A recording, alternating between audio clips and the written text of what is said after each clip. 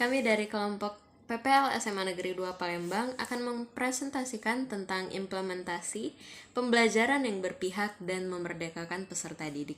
Mohon disimak ya. Assalamualaikum warahmatullahi wabarakatuh. Nama saya Bena Yustia. Kali ini saya akan menjelaskan tentang topik kontekstual pendidikan yang berpihak pada peserta didik dan memerdekakan peserta didik dalam pendidikan abad ke-21. Tetapi kita harus mengetahui dahulu bagaimana pendidikan yang memerdekakan itu. Pendidikan yang memerdekakan adalah pendidikan yang menitik beratkan perubahan secara menyeluruh, lahir dan batin berdasarkan kodrat alami setiap individu. Kemerdekaan yang dimaksud dalam pendidikan itu bersifat 3 hal: berdiri sendiri, tidak bergantung pada orang lain, dan dapat mengatur dirinya sendiri. Pendidikan yang memerdekakan mengolah rasa, hati, raga, dan karsa secara seimbang, sehingga dengan keseimbangan ini akan menghasilkan masyarakat yang penuh kebijaksanaan.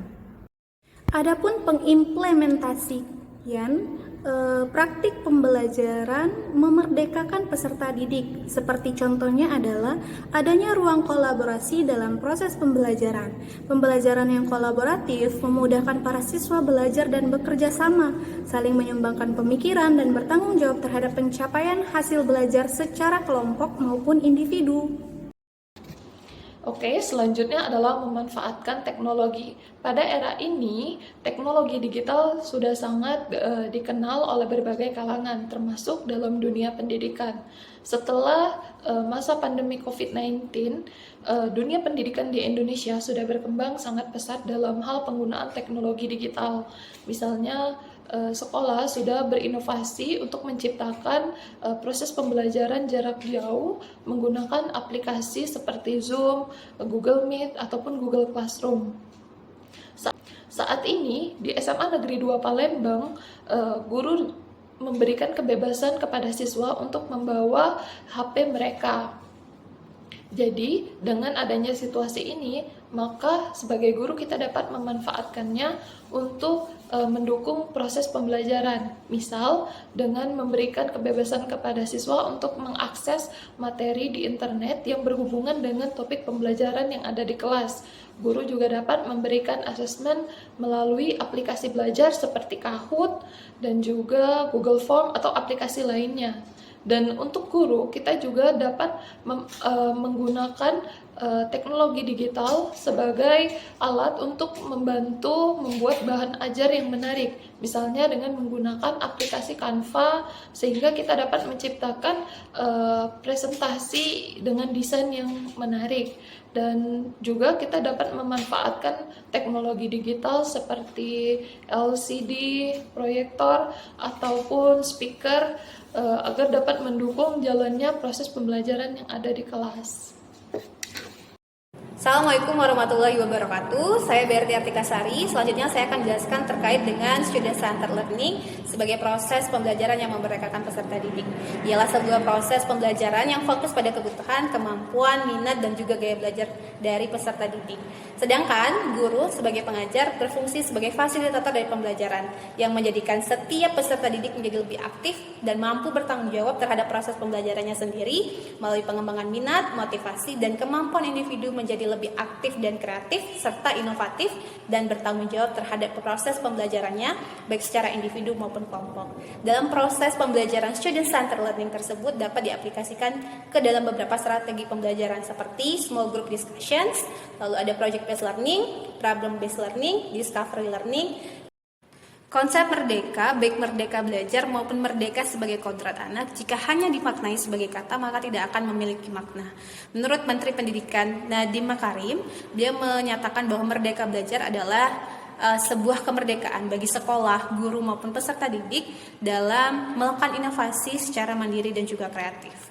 Pembelajaran yang berpihak pada peserta didik salah satunya dengan memberikan kebebasan bagi peserta didik untuk mengemukakan pendapatnya, yang kemudian memberikan kebebasan untuk membangun sendiri pengetahuannya yang tidak selalu mengikuti keinginan dari gurunya.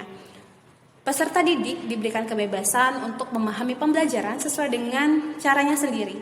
Peserta didik mengumpulkan pendapatnya yang disertai dengan fakta dan didukung oleh guru melalui ruang kolaborasi maupun ruang demonstrasi baik secara individu maupun kelompok.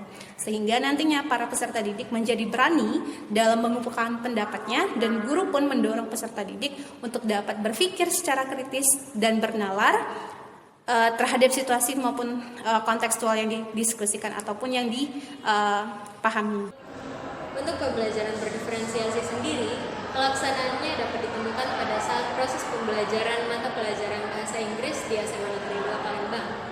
Jalannya pembelajaran berdiferensiasi ini dilakukan dengan mengelompokkan peserta didik berdasarkan kemampuan awal yang didiagnosis berdasarkan teks kognitif awal dan minat belajarnya.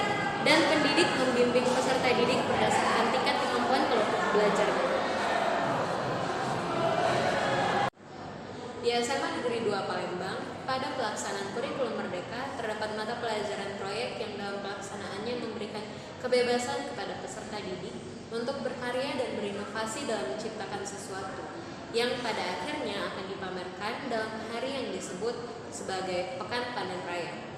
Dalam pelaksanaan Pekan Panen Raya yang sudah dilihat secara langsung, peserta didik menjual berbagai macam makanan yang akan dibeli oleh peserta didik lain atau guru dan para staf sekolah. Pekan Panen Raya ini berkaitan erat dengan mata pelajaran wirausaha yang mengajarkan peserta didik untuk menjadi wirausahaan yang bisa membuka usahanya sendiri. Baiklah, saya Ade Trisna Budiarti, saya akan melanjutkan tentang refleksi.